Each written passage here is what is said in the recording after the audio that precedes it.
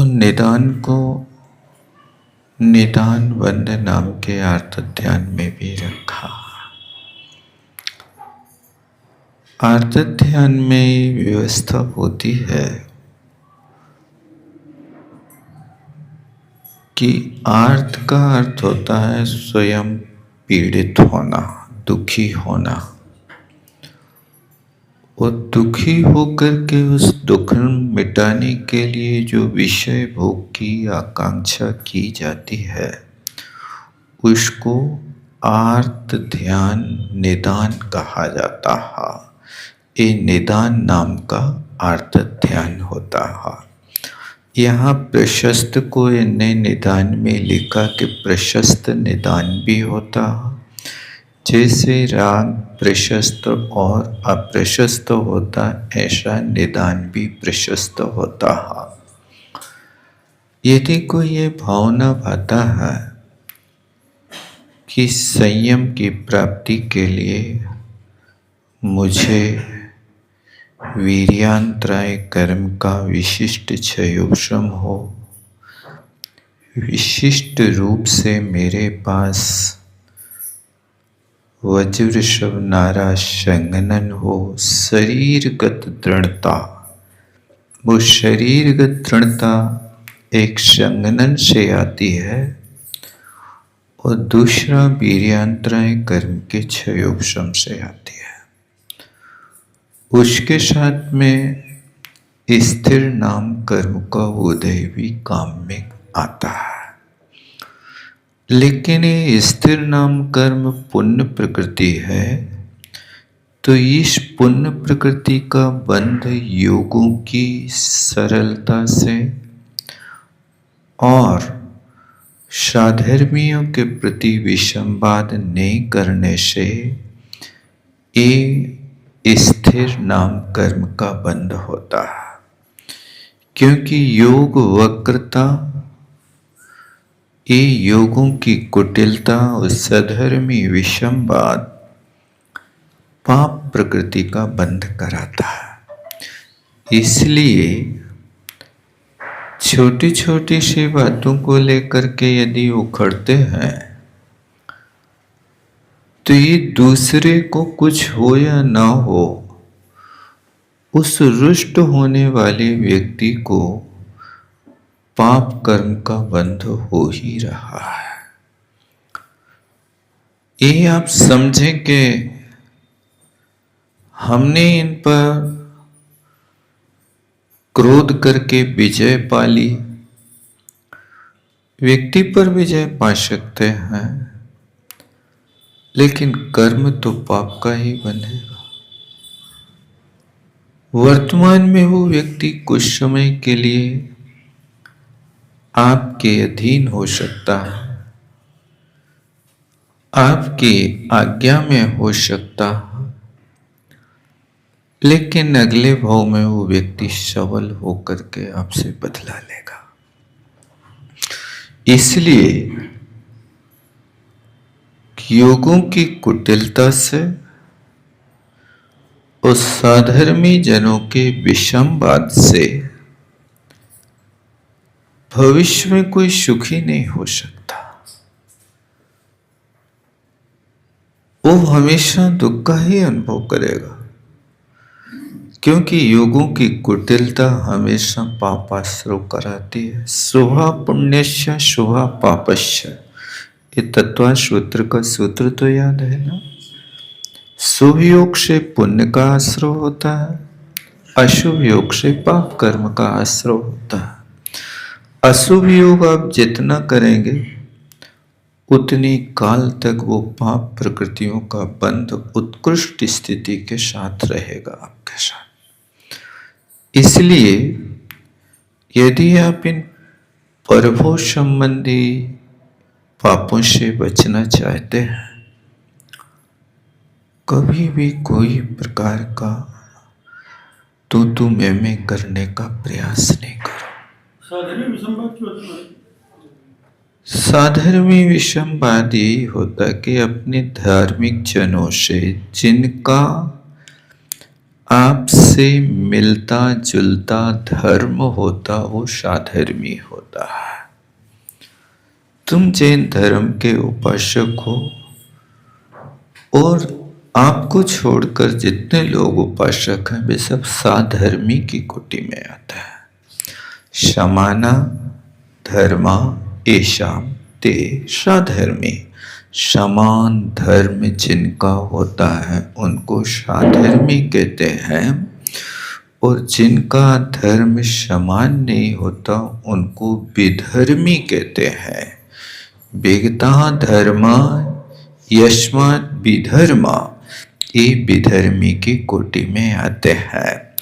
इसलिए देखो इसको प्रशस्त के अंतर्गत रखा है कि प्रशस्त निदान इस प्रकार से आप कर सकते हो।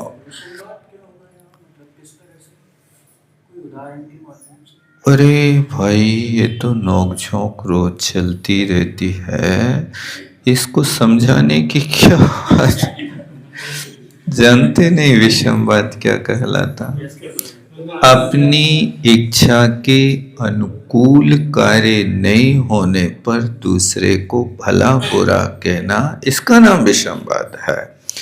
आप अपनी इच्छा के अनुसार चाहते हो कि हम पलंग पर बैठे रहें, और तुम हमारी नौकरी करते रहो, नहीं करोगे तो लड़ाई करेंगे। ये सब चीजें विषमवाद के अंतर्गत आती हैं।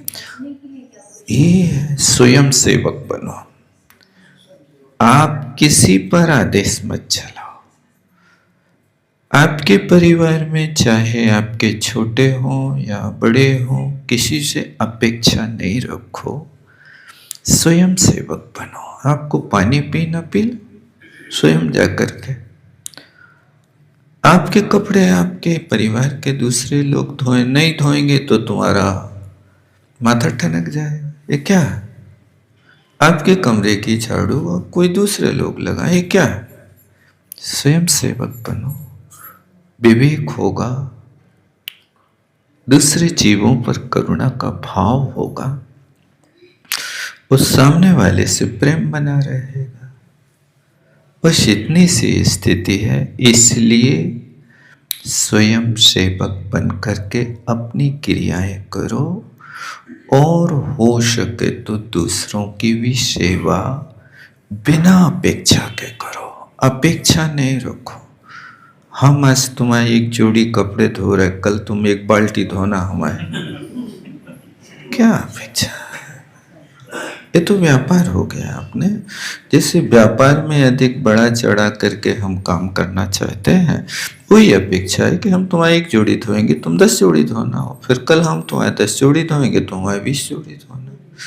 ये सब चीजें जो होती हैं झंझट की होती हैं।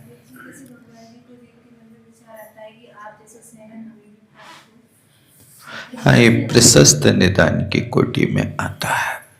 क्योंकि ये मांगी नहीं जाती हैं। संगनन वगैरह जो होते ना, ये कर्म के परिणाम से बनने वाली पुण्य प्रकृति है। इस पुण्य प्रकृति का आपको बंद करना है तो भगवान ने जो कहा वो करो। कैसे होगा? तद विपरीतम शुभश्च, भगवान ही ने तो कहा है। योग वक्रता विषमवादनम चाशुवश्य नामना। योगों की कुटिलता सधर्मी विषाद अशुभ नाम कर्म के बंध का कारण, आश्रव का कारण है। तद विपरीतम शुभस्य, भगवान कह रहे तुम्हें भगवान बनना है तो वह शिष्य विपरीत आचरण करो। वो शैतान बनना है तो योग की वक्रता और साधर्मी से विषमवाद करते रहो। आपको क्या मंजूर है?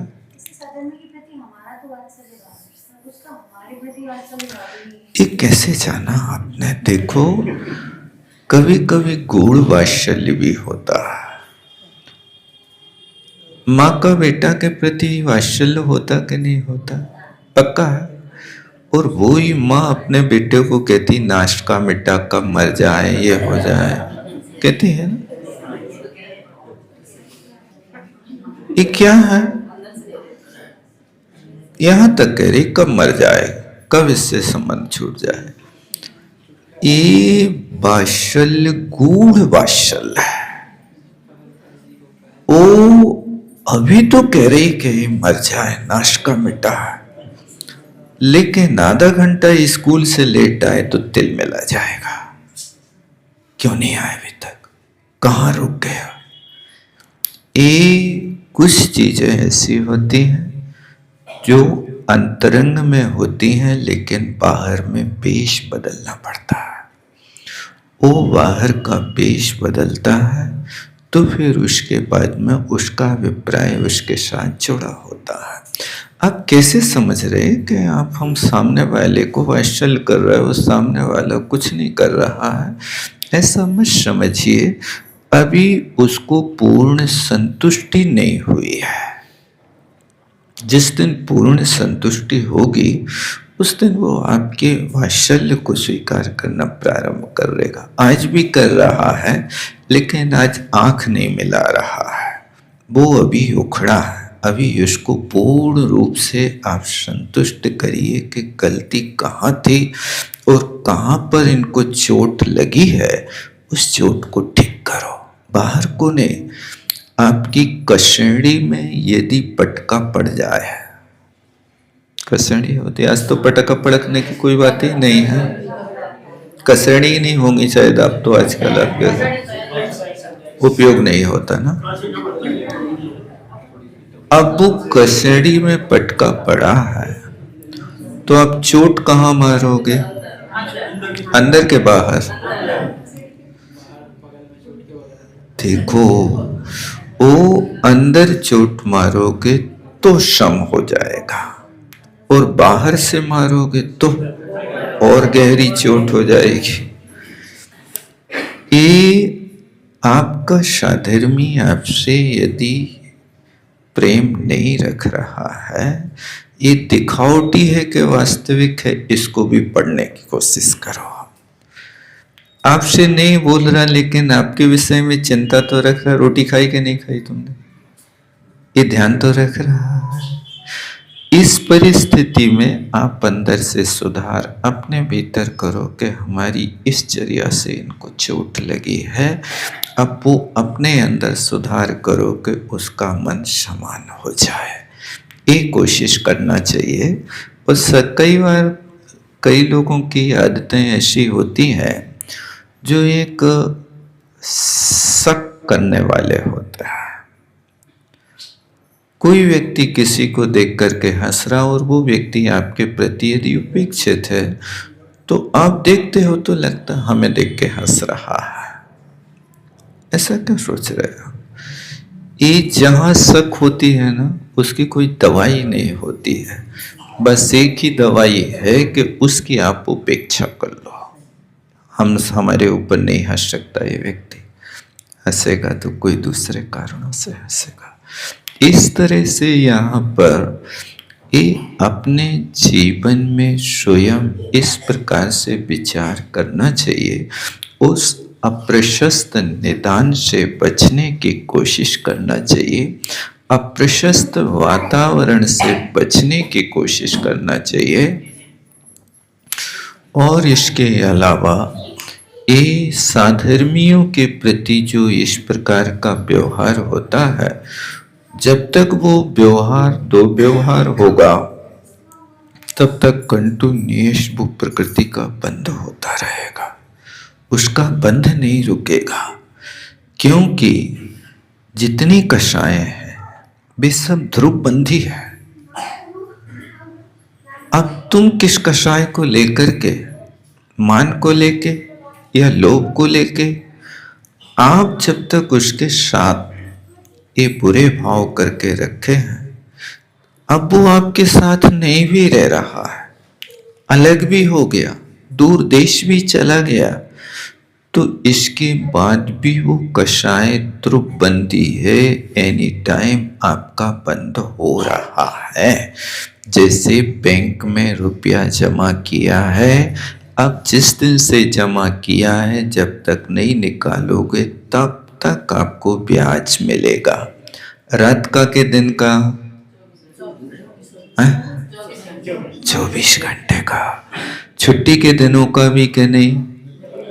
छुट्टी के दिनों का मिलता है ब्याज। संडे वनडे छुट्टी रहती है तो ब्याज मिलता रहेगा, मिलता रहेगा। जैसे वो बैंक में रुपया जमा किया, ब्याज ध्रुवबंदी हो गया, वो एक पल को भी तुम्हारे साथ संबंध नहीं छोड़ेगा।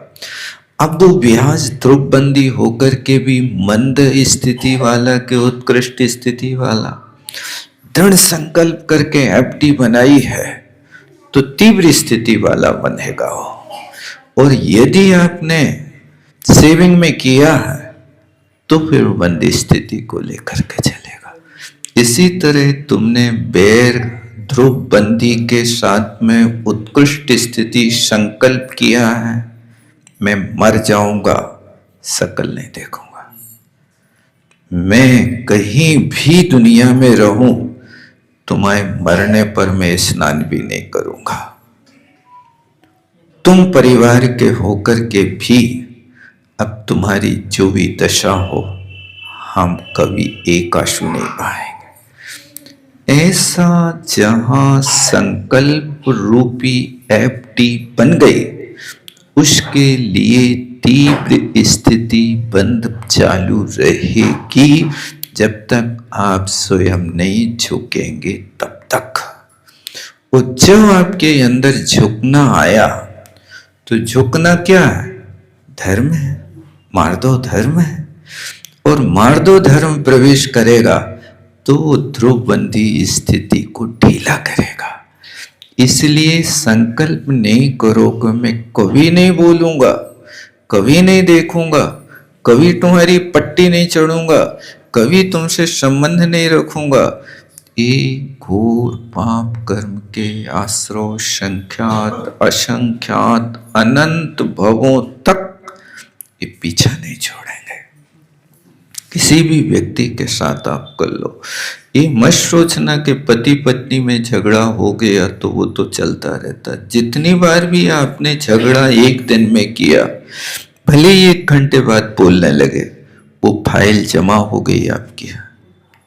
उस 1 घंटे के पीरियड में जितनी स्थितियां बांधी हैं, वो सब स्थितियां तुम्हारे पास अभी मौजूद हैं, सत्ता में पड़ी हैं।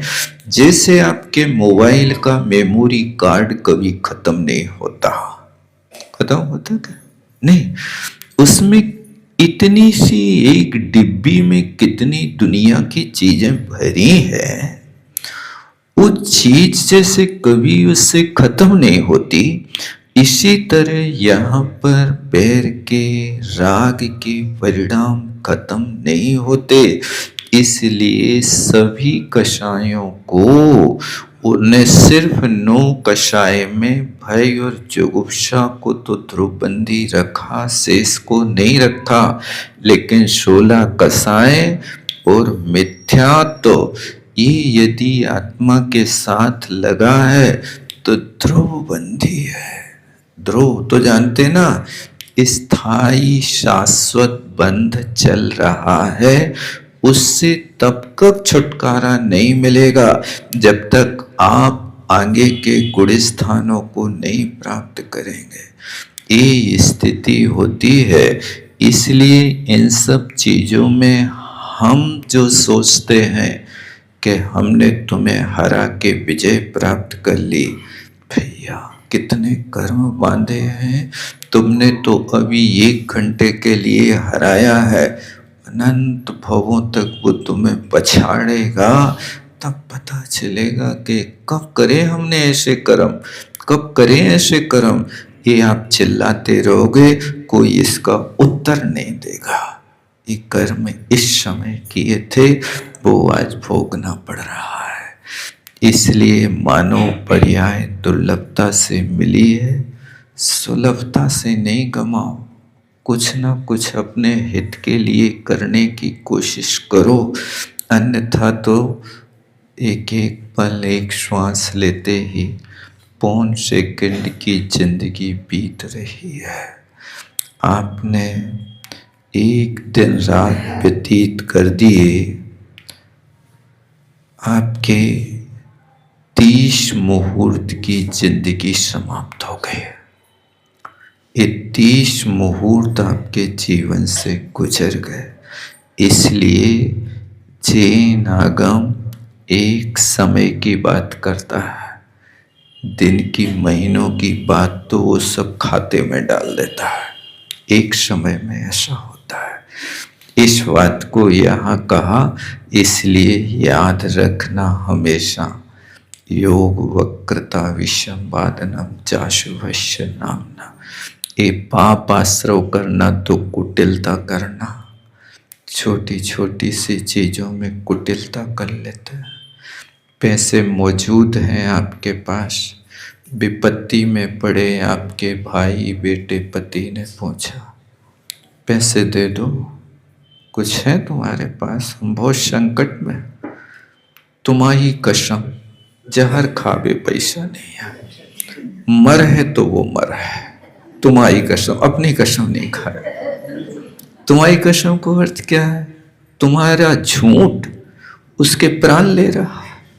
लिखो तो दुनिया कैसी चलती है, हमें तो कुछ समझे में नहीं आता। लोग पराई कसम खाते हैं, भगवान की कसम खाते हैं। क्या है समझो, माने आप अपनी शपथ सच्चाई सामने वाले को सामने रख करके कर रहे हो। ऐसा सत्य आचरण करो कि शपथ की जरूरत ना पड़े। जी परिवार में संवाद हो जाता है, तो आपने बताया कि वो चलते रहता है, फाइल हो गई, निराकरण क्या होता है? यही तो है, आप लोगों को निराकरण करना है तो पंडित गोपाल दास जी परैया की जीवनी पढ़ो, पता चल जाएगा कि क्या जीवन है उनका। ईमानदारी के क्षेत्र में देखो तो ऐसा ईमानदार। गोपाल दास जी परैया क्षमा के सागर थे और उनकी पत्नी ज्वालामुखी थे। रोज कभी गाली के बिना तो चूकती नहीं, लेकिन जब कभी थप्पड़ भी लगा देती थी बहुत शांति से सहन कर लेते थे। ऐसे 20 वर्ष बीत गए। एक दिन की बात के उसका मन बहुत संवेदना से भर गया, तो पत्नी ने अपने पति बरैया जी से कहा, देखो पहले की महिलाएं पति को पति नहीं कहते थे, देखो पप्पू के दादा आपका कैसा पाप का उदय है। मैं जैसी पापनी, मैं जैसी राक्षसी आप जैसे देवता के भाग में बदी थी। मैंने कितना कष्ट आपको दिया, इतना कष्ट तो कोई नहीं देता होगा। जो इतना पवित्र रिश्ता पति पत्नी का, दाम्पत्य जीवन का, और मैंने तुम्हारे साथ घोर अत्याचार किया। आज उसने प्रतिक्रमण किया। पंडित जी कहते हैं, हे देवी जी, मेरा तो अहोभाग्य है, तुम जैसे परीक्षक पग पर मेरी परीक्षा लेते हो और मैं हर परीक्षा में, हर पेपर में अच्छे नंबर लाता हूं। ये तो मेरा अहोभाग्य है। कौन ऐसा व्यक्ति होगा जो मेरी परीक्षा लेगा? लेकिन आप परीक्षा लेती रहती हो और मैं अपने अंदर को नापता रहता हूं, कहीं तुम फिसल नहीं जाना, एक नंबर भी कम नहीं लाना। जैन सिद्धांत 99 नंबर में फेल करता है। यहां तो 100 में से 100 हर पेपर में, यहां पर पॉइंट में भी माइनस होगा, फेल कर दिए जाओगे, पास नहीं होगे। पास हो गए तो 100 लाइए सामने। हर पेपर में, हर चीज में लिखाई में, सफाई में, शैली में, विषय में, उत्तर में, इस सब चीजों को उपस्थित करना है, तब 100 नंबर मिलेंगे। मंजूर है? बस पंडित जी की भी आंखों से भी पानी गिरने लगा और वो आज ऐसी गदगद हो गई, ऐसी गदगद हो गई कि जिसके अंदर इतना निर्मल परिणाम हुआ कि आज क्षमा मांगने को तैयार है, मुझे क्षमा कर दो। नहीं देवी जी, आपका तो कोई अपराध है ही नहीं, मेरे पूर्व के दुष्ट कर्म बैठे हैं वे आप निकाल रहे हैं, कांटों को झाड़ रहे हो और मेरा रास्ता निष्कंटक कर रहे हो। ये भगवान ने कितनी बढ़िया चूड़ी बनाई है, ये पंडित जी कह रहे और वो अपने आप को राक्षसी कह रही है। ये देखना उनके जीवन में कितनी घटनाएं घटी हैं वो आपको मिलेगा। तो वहां पर बरैया दास जी की स्मृति ग्रंथ को आप पढ़ो, उसमें उनके जीवन में कितनी ईमानदारी रही। उस समय जिला वदर का नियम था, एक जिले से दूसरे जिले में कोई वस्तु लेने जाते थे। अब पंडित जी ने एक बार 6 कुर्ता सिलवाए नए, उसी वक्त उनको बंबई जाना पड़ा। नियम था कि एक जिले से दूसरे जिले में कोई नई वस्तु लेके जाएगा तो टैक्स लगेगा। अब शाम को गाड़ी 8 बजे है और शाम को 4 बजे पंडित जी अपने उन 6 कुर्तों को ला करके पहन रहे, 5 मिनट कायो सर के एक माला कर रहे, फिर कुर्ता उतार के फिर दूसरा पहन रहे। एक विद्यार्थी ने देख लिया, पंडित जगमोहन लाल जी शास्त्री ने, तो उनने उनसे पूछा कि पंडित जी आज कौन सा काम कर रहे हैं आप? ये कैसी शौक है कि क्षण भर कुर्ता पहनते हो और फिर उतार लेते हो? तब पंडित जी ने कहा, भैया शौक नहीं कर रहा, मैं ये नए कुर्तों को पुराना कर रहा हूं। ये पहन पहन करके पुराना करूंगा तो मुझे चोरी का दोष नहीं लगेगा, नहीं तो मुझे टैक्स देना पड़ेगा, इसलिए मैं इनको पहन करके पुराना कर रहा हूं। देखो ये कितनी गहरी सोच है। आपकी सोच आज क्या बदल गई? आप रेलवे में यात्रा कर रहे, आपका बेटा 12 साल का है, टिकट नहीं खरीदी है, टीटी आया, उस 12 साल के बेटे की टिकट पूछी सो तुमने गोद में बैठा लिया और कहा अबे तो 6 साल को है, अबे तो 6 साल को है। यानी तुमने उसकी आधी टिकट बचाने के लिए 150 करोड़ लोगों की चोरी करी है। भारतीय रेल है ना, कोई एक व्यक्ति की थोड़ी है। उस भारतीय रेल में तुमने अपने बच्चे की आधी टिकट 150 रुपया बचा लिया। जब वहां पर अवसर आता है तब तो आप वहां बच्चे को गोद में बैठा लेते हो। 12 साल का बच्चा 6 साल का बन जाता है और महाराज को आहार देने हुए तो 6 साल का 8 साल का बन जाता है। ये क्या है आपका? ये योग वक्रता है, इसको सुधारो। अब प्रशस्त के विषय में आगे चर्चा करते हैं। हाँ, पढ़िए। ऊपर भी चला गया, आचार्य पद, गणधर पद, जनपद पद आदि आदि, इनको भी आचार्य पद की आकांक्षा है। यह प्रशस्त में जा रहा। वाह, क्या हो गया? विवक्षा है। मान कषाय के वश होकर के जिनके समान अपने को, इसको बोलते हैं तीर्थ कर्मण्या। अपने आप को तीर्थकर से कम नहीं मान रहे, तीर्थंकर से कम नहीं मानना है। मारीची को हो गया था। ऐसी मान्यताएं हो जाती हैं। मैं आचार्य हूँ, मेरे से बड़ा कौन हो सकता है, गणधर हूँ। तो भैया जहाँ पर लोग पढ़े लिखे नहीं होते वहां पर तो कहते यस्य देशे नास्ति द्रुमा एरंडोपी द्रुमायते।